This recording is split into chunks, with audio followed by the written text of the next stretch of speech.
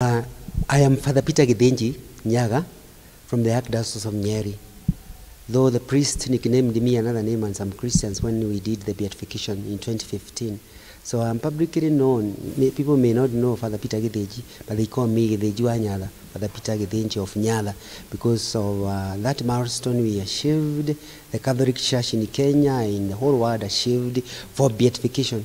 And this is why I am very happy when we celebrate the well-lived life of our Pope, late Pope Francis. He left an indelible, a great mark in our Kenyan soil, in Africa and in the whole world, when he declared the decree of beatification of Sister Irene Nyaatha. And when Nyaatha was in Gikondi, she did marvelous. She gave herself. In fact, her motto is, all for Jesus, nothing for me, to a point of the natives in naming her Nyaatha. Because she was everything. She was a secretary to the poor. She was everything to everybody. And when she died in 1930, people were very worried. And now, what has happened? I can go and do like this. And they started flocking and reporting good things about Nyaatha, that love has killed her, mercy has killed her, Nyaatha has gone to be with the Lord. And then the establishment of first research about her heroic virtues were done in 1985. At that time we had Pope John Paul II, now a saint. And he's the one who registered the case in Rome. We call it a first diocesan inquiry in Anifo and also in Nyeri. In Nyeri, Sister Maria Gatimo was then the bishop. And when the case continued, it was found that it is a worthy case. Nyaatha had lived a virtuous and a good life. So she was declared by Pope John Paul, servant of God, in 1985. And that's why a decree was made that research and more inquiries be done in Kenya, in Archdiocese of Nyeri. Then was Diocese of Nyeri. And the body of Irene Stefani Nyaatha was moved for the missionary cemetery in Mathari and placed in the sarcophagus behind us. You can be able to see it. That's why it was placed in 1985.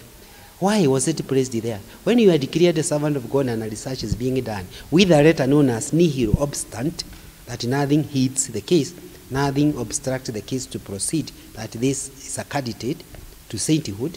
So the body is preserved to stop further decomposition of the remaining parts, which will be used later as what we call as relics. So the body was placed there in a small coffin, not for funeral, and there were no funeral rites, but it's for preservation, for further research. And then we are lucky, and I'm very good to report this. Nyaatha, our saint to be soon, the father founder, Aramano, was declared by Pope Francis last year in October, imagine, on 20th, a saint. Nyaatha is also in the pipeline very soon. We were awaiting Pope Francis, the late now, of happy memories, may heaven be his bed, and the saint is soon, to declare Nyaatha a saint. But this has not happened, but he's still in the process.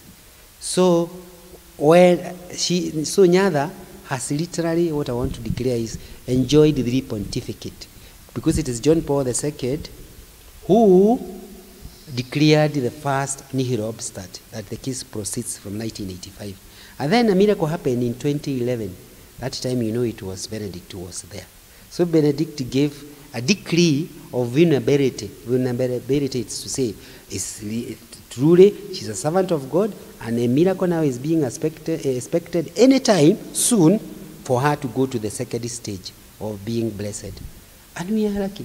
When Pope resigned and Pope Francis picked the whatever, miracle happened in 2024 in Nipepe, Mozambique, to declare Irene Stefani blessed. So Pope Francis will never be forgotten in our country.